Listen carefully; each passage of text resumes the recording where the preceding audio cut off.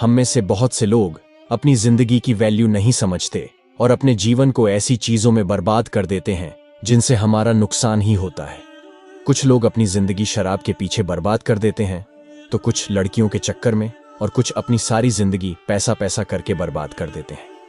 आज की इस बुधा स्टोरी इन हिंदी के जरिए आप जानेंगे कि हमारी जिंदगी कितनी कीमती है और हमें अपनी इस कीमती जिंदगी को किस तरह जीना चाहिए। एक बार की बात है, गौतम बुद्ध अपने शिष्यों को जिंदगी से जुड़ी अच्छी बुरी चीजों का ज्ञान दे रहे थे।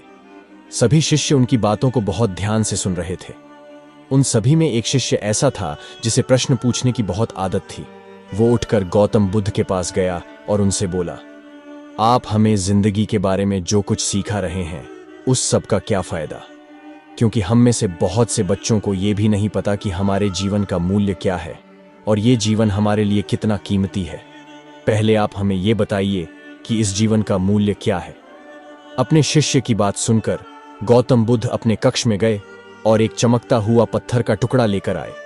वो टुकड़ा उन्होंने अपने शिष्य को दिया और बोले, मैं तुम्हें इस जीवन का मूल्य तब बताऊंगा जब तुम इस पत्थर का सही मूल्य पता लगाकर आओगे।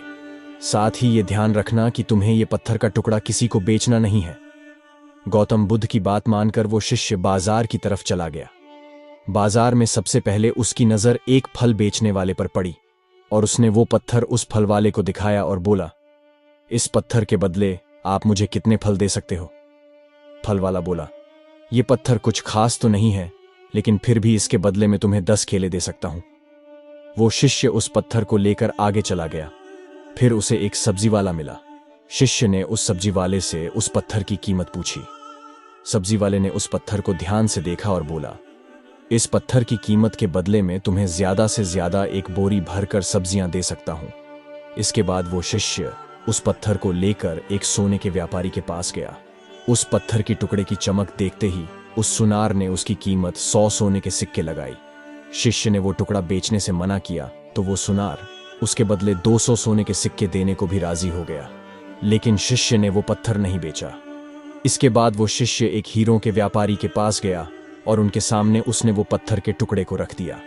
उस पत्थर को देखते ही हीरों के व्यापारी ने एक साफ कपड़ा बिछाया, उस पत्थर को उसके ऊपर रखा, फिर उसकी परिक्रमा की और हाथ जोड़कर उस पत्थर को कपड़े में लपेटते हुए वो बोला, तुम जिसे मामूली पत्थर समझकर उसकी कीमत पूछ रहे हो, असल में ये एक बेशकीमती रूबी है। ऐसा रूबी हर किसी को नहीं मिलता। मैं अगर अपना सब कुछ बेच भी दूं तो भी इसकी कीमत नहीं चुका सकता। उस व्यापारी की बातें सुनकर वो शिष्य हैरान हो गया।